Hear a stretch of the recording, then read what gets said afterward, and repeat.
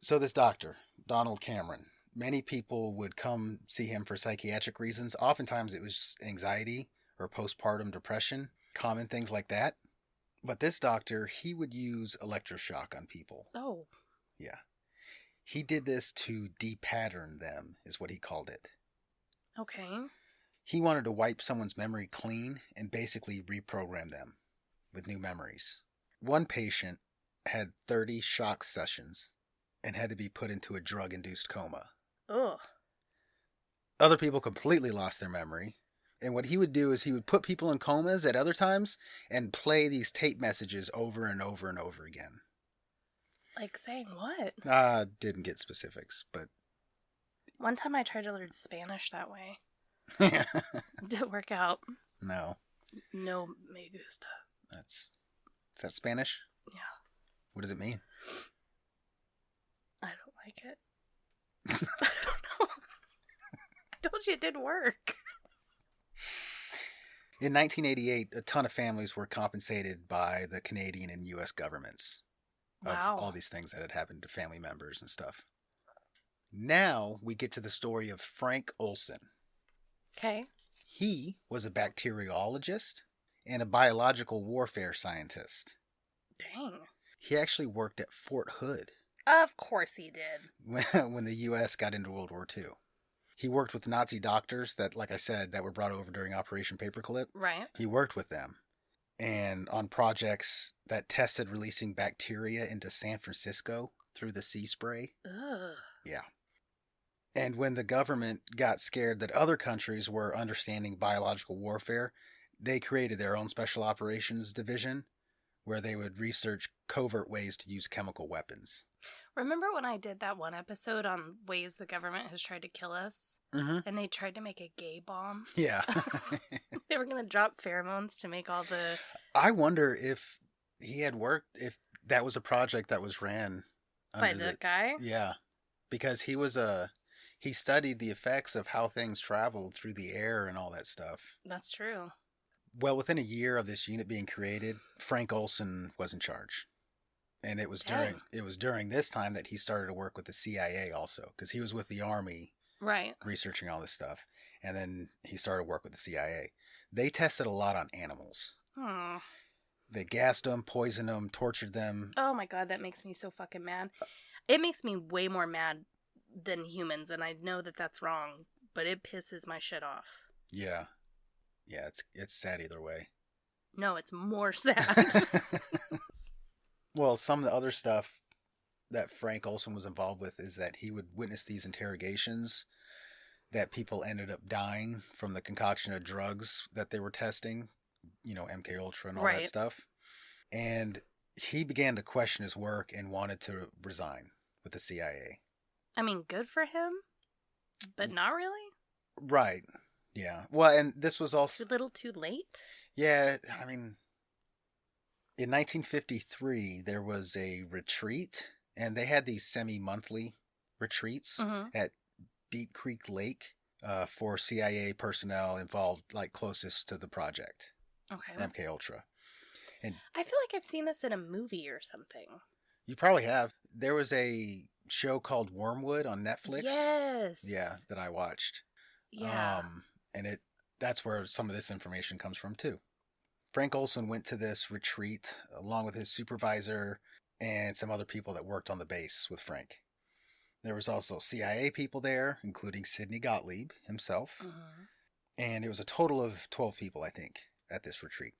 One night, Olson, along with some other people, were drugged with LSD in their after-dinner drink.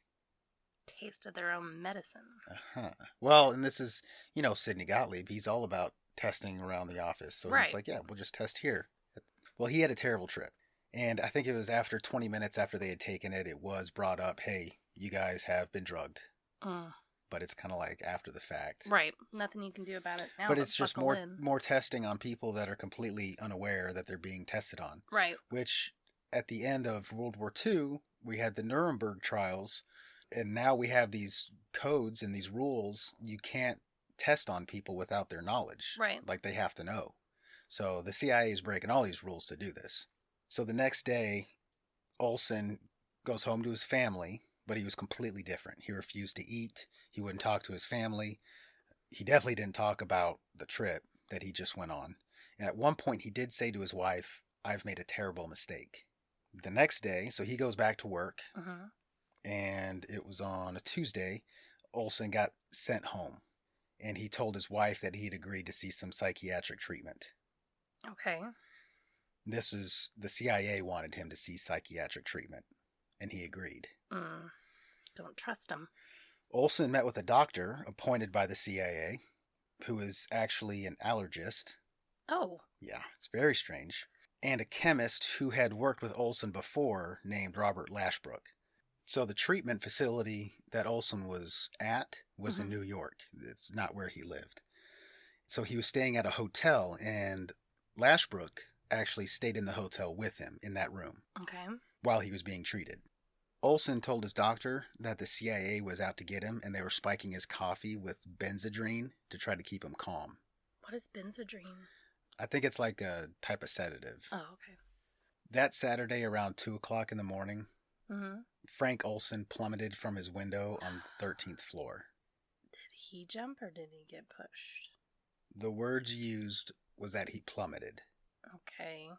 So after Olson plummets, the night manager of the hotel, he ran over, and Olson was still alive and tried to say something before he died. Like, I was pushed? We don't know. He couldn't get it out. So the window that Olson went out was broken, and the shades were pulled shut because the night manager could look up, see the broken window, and the shades flapping through. Okay. So he went out the window with the shades shut. Lashbrook, the guy who was staying in his room with him, said that he was awakened by crashing glass and then saw Olson's bed empty. Okay. And then he went to the window and saw what happened. Well, moments after Olson goes out the window, the switchboard operator at the hotel connected a call from that room to an unknown man, and the voice in the room said, "Well, he's gone." And the man on the other end of the line said, "That's too bad." And that's it. The family was told that Frank had gotten depressed and jumped out the window.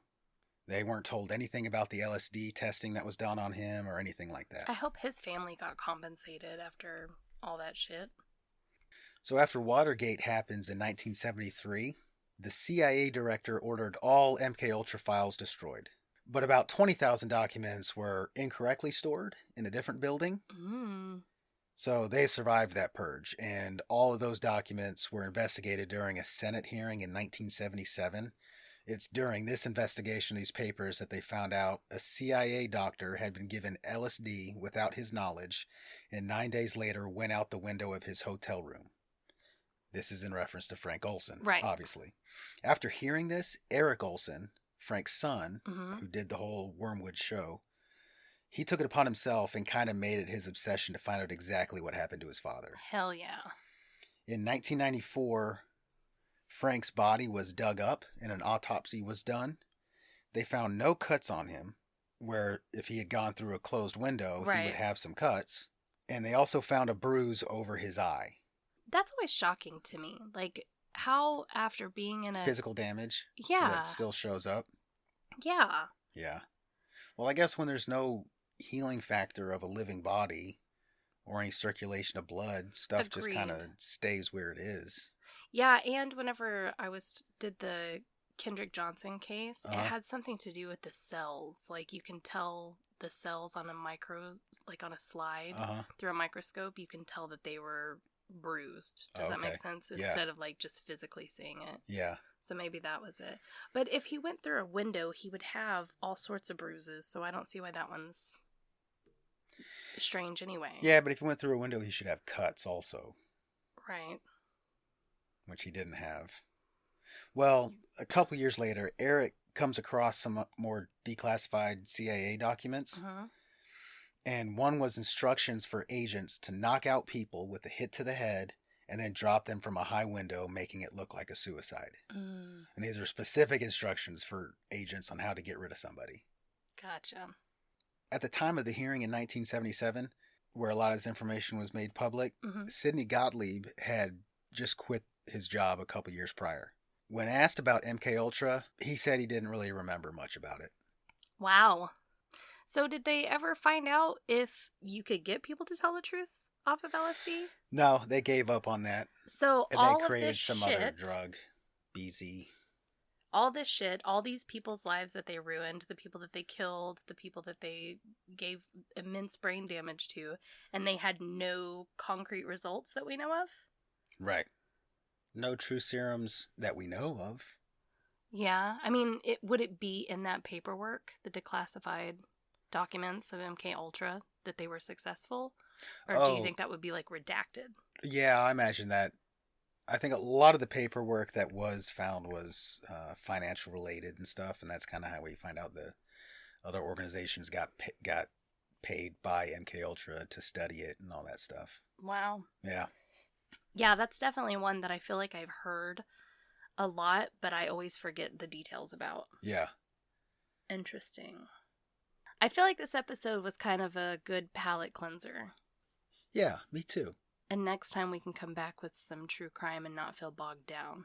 Don't you? Or depressed. Yeah. Yeah. Let's do it. Do it to it. Oh, God. Well, that's episode 81. 8 followed by a 1. We love you guys and we appreciate you. We'll see you next time, and cheers to Gigi. Thanks, y'all.